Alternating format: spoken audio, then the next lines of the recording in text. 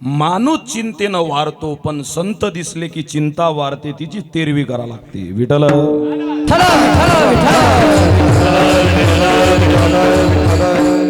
चिंताक्रांत माणूस जगामध्ये कोणत्याही कोपऱ्यात जा भेटतात. जेवण करताना काही काही जण जेवते असे घास आणि वरते भीतीकडे पाहते. त्याला विचारा हे कोणती बिमारी आहे? म्हणे महाराज याचं नाव चिंत्या रोग आहे. म्हटलं हा तुझा लवकरच चिंतांता चिताता करणारा.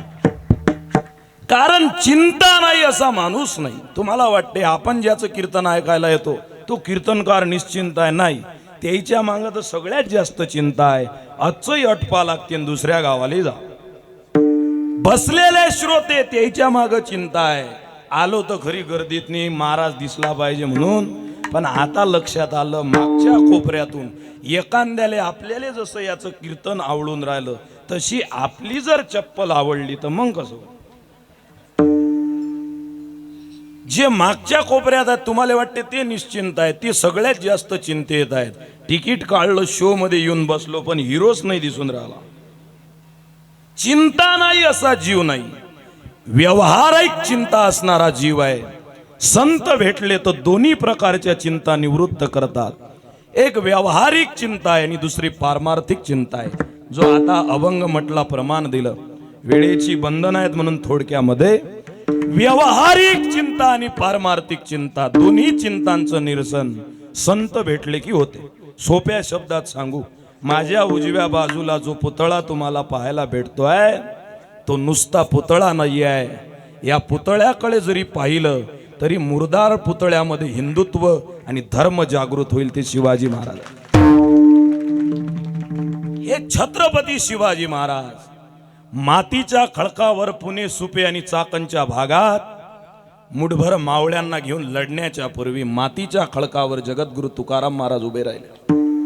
गळ्यातला विरा थांबवला, हातातल्या चिपड्या थांबवल्या आणि बोलायला लागले बोट करून, शिव तुझे नाव ठेविले पवित्र, छत्रपती सूत्र विश्वाचे की. तेली माळी कुंभार चांभार महार मातंग पाटील धनगर देशमुख आदिवासी उच्चभ्रू सगळ्या लोकांना एकत्रित करा. हातामध्ये विळा घेऊन खुरपण काढणाऱ्या शेतकऱ्याच्या हातात समशिरी द्या. राजे स्वराज्याची स्थापना करा. कारण तलवार हे मनगट मर्दाच असेल त्याच्यात शोभून दिसते, नेबळटाच्या हातात तलवार शोभा देत नाही. या सगळ्या तरुणांच्या हातात तलवारी द्या आणि स्वराज्याची स्थापना करा.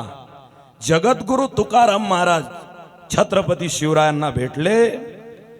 आज 450 वर्ष झाली शिवशाहीला, पण दररोज प्रशांत महाराज ठाकरेले बोंबला लागते, किसी के पेट से सांप पैदा हुआ तो किसी के पेट से पाप पैदा हुआ. किसी के पेट से सांप पैदा हुआ तो किसी के पेट से पाप पैदा हुआ. लेकिन मेरी जिजाऊ ऐसे माँ थी लोगों जिनके पेट से बापों का बाप पैदा हुआ.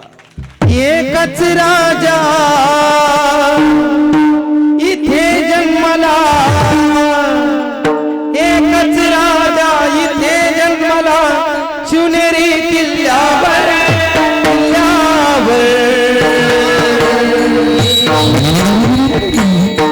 माझ्या राजाचं छत्रपतीचं शिवरायाचं नाव गाजतंय गड किल्ल्याच्या दगडावर.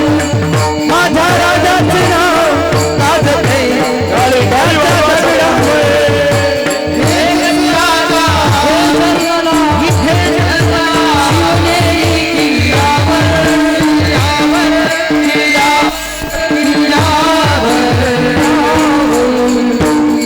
माझ्या राजाचं नाव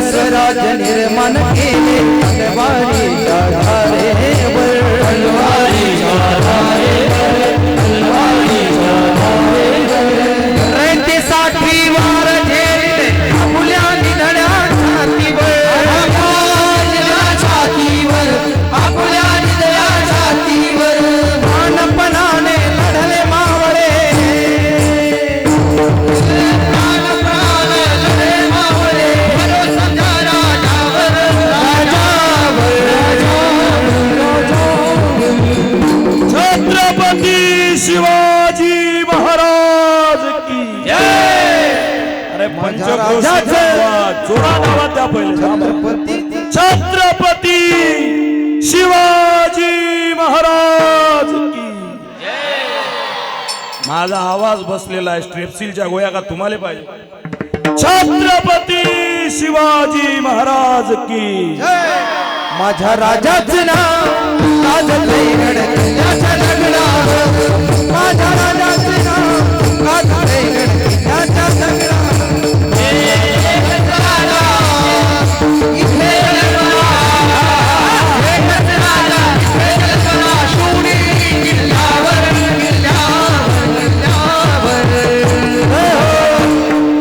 आठवण येते मनामध्ये माझे भगवानेला दिसल्यावर भगवानेला दिसल्यावर आठवण येते मनामध्ये भगवानेला दिसल्यावर आठवण येते मनामध्ये भगवानेला दिसल्यावर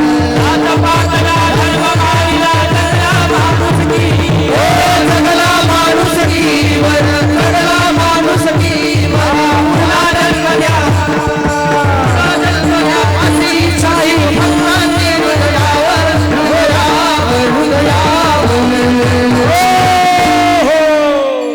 माझ्या राजाचं नाव गाजतंय गडकिल्ल्याच्या दगडावर माझ्या राजाचं नाव गाजतंय गडकिल्ल्याच्या दगडावर माझ्या देवाचं नाव गाजतंय गडकिल्ल्याच्या दगडावर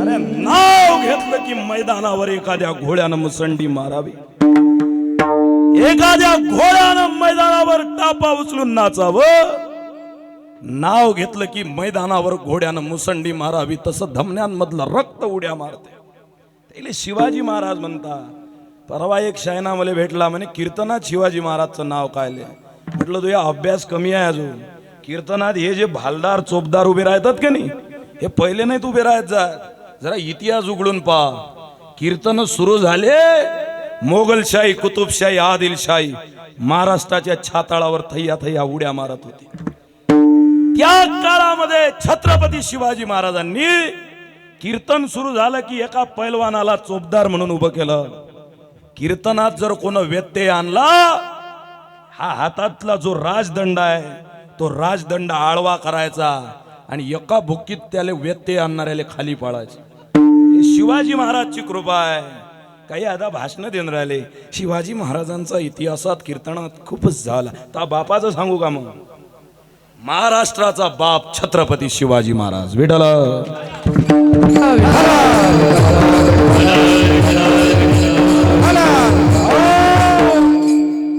छत्रपती शिवाजी महाराजांचं स्वराज्य मोठं आहे दोन शब्द बोलून जाईल आज पोराईनं दाढी शिवाजी महाराज सारखी लावली एकदम चांगली गोष्ट आहे ते खालून कटिंग करून वरते गोबीचे फुलं ठेवल्यापेक्षा चांगलं आहे काही काही जणांना अशी गोबीचे फुलं काढले त्याने पाहिलं की आपल्याला विचार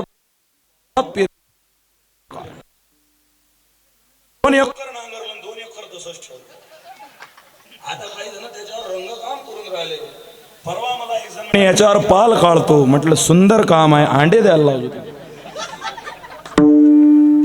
हे केशभूषा शिवाजी महाराजांसारखी चांगली गोष्ट आहे माझ्या प्याऱ्यांनो छत्रपती शिवाजी महाराज हा महाराष्ट्राच्या हेअरस्टाईलचा नाही आपल्या लाईफस्टाईलचा विषय आहे लक्षात घ्या शिवाजी महाराज सारखं जगता आलं पाहिजे आजही छत्रपती शिवरायांची आठवण येते अजून सांगू 450 वर्ष झाले तरी त्याची हेअरस्टाईल चालते याचा अर्थ काहीतरी दम असेल ना दर 5 दिवसाले चित्रपटाचे फेमस गाणे बदलतात पण जैन रक्ताच्या थेंबा थेंबात प्रवेश केला ते जिवंत आहेत ते शिवाजी महाराज त्याच्याबद्दल काय बोलावं ते शिवाजी महाराज घडले नसते this is very important sentence double inverted comma single underline point noted in your heart diary ते छत्रपती शिवाजी महाराज घडले नसते जर त्यांना जगद्गुरु संत श्रेष्ठ तुकोबारायांची भेट झाली नसते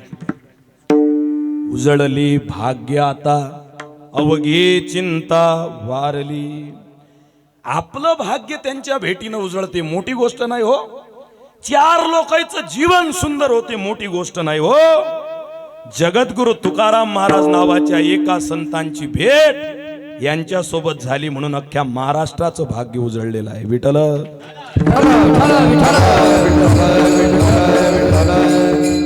उजळली भाग्य. आता भाग्य म्हणजे काय?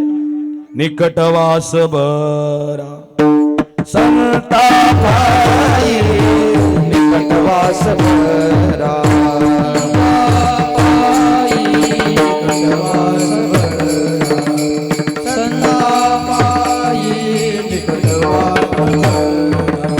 भाग्य तरी नये धन पुत्र दारा भाग्य तरी नये धन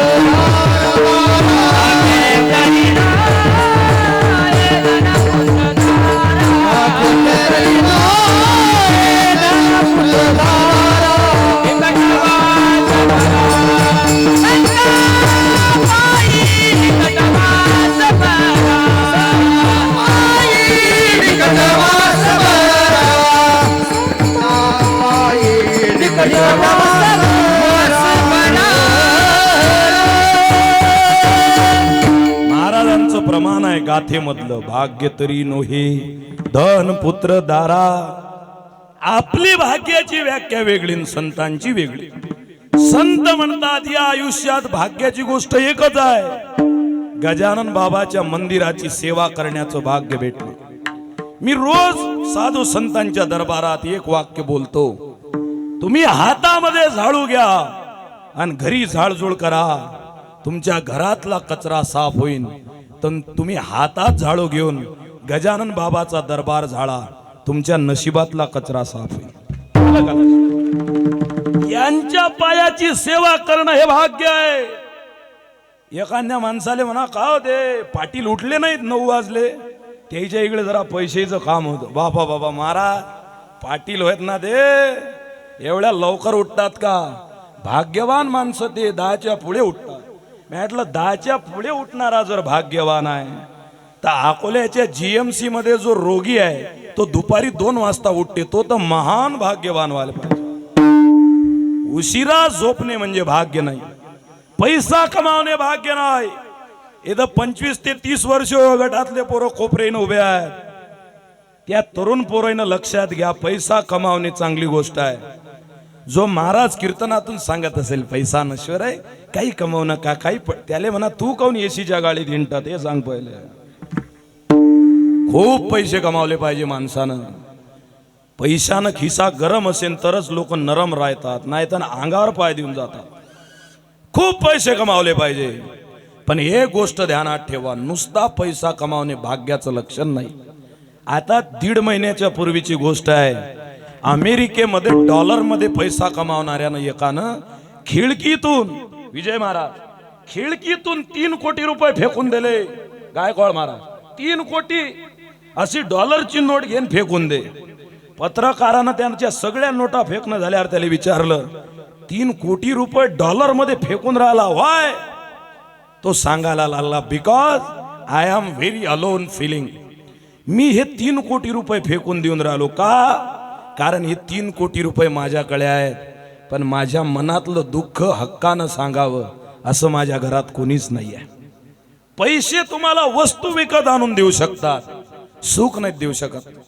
पैसे तुम्हाला वस्तूचा भडीमार करू शकतात, तुमचं जीवन आनंदित करू शकत नाहीत. भाग्यवान